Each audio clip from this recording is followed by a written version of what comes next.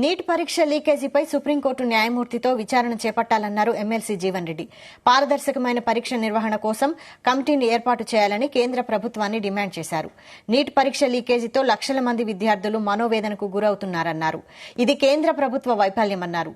రాష్ట్రాల వారీగా పరీక్ష నిర్వహించేందుకు రాష్ట్రాలకు బాధ్యత అప్పగించాలని డిమాండ్ చేశారు.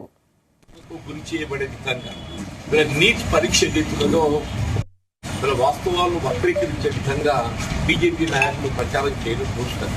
అంటే వాస్తవంగా మతాన్ని అడ్డు పెట్టుకుని ఏ రాజకీయ శక్తులు హింసను ప్రయత్నిస్తున్నాయో వాళ్ళ గురించి మాట్లాడతారు. లక్షలాది మంది వైద్య విద్య అభ్యసించాలని తలంచేటువంటి విద్యార్థుల భవిష్యత్తును ఆందోళనకు గురి చేయబడే విధంగా నీట్ పరీక్ష చేతులలో ఒక ప్రసహనంగా మారిపోయింది. గతంలో ఏ రాష్ట్రానికి ఆ రాష్ట్రం మెడికల్ అడ్మిషన్ ఎంసెట్ నిర్వహించేస్తుంటే దాన్ని జాతీయ స్థాయిలో మేము నిర్వహింపచేస్తాం, పారదర్శకంగా ఉంటుందనేటువంటి ఒక భావన వ్యక్తం చేస్తూ రాష్ట్రాల్లో అంటే కేంద్ర ప్రభుత్వం తన తప్పులు వైఫల్యాలను కప్పిపుచ్చుకోవడానికి తన అసమర్థత జాతీయ స్థాయిలో లక్షలాది మంది వైద్య విద్యను అభ్యసించాలని తలంచేయడం విద్యార్థులు ఈ ఎగ్జామ్ కంపేర్ అవుతుంది. బేసిక్ ఏదైతుందో ఇవరే కానీ విశ్వాసం ప్రధానమే.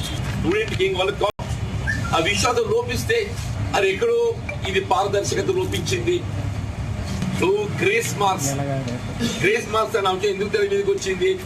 క్వశ్చన్ పేపర్ ఏదైతుందో on time it has to reach the centre and to the student.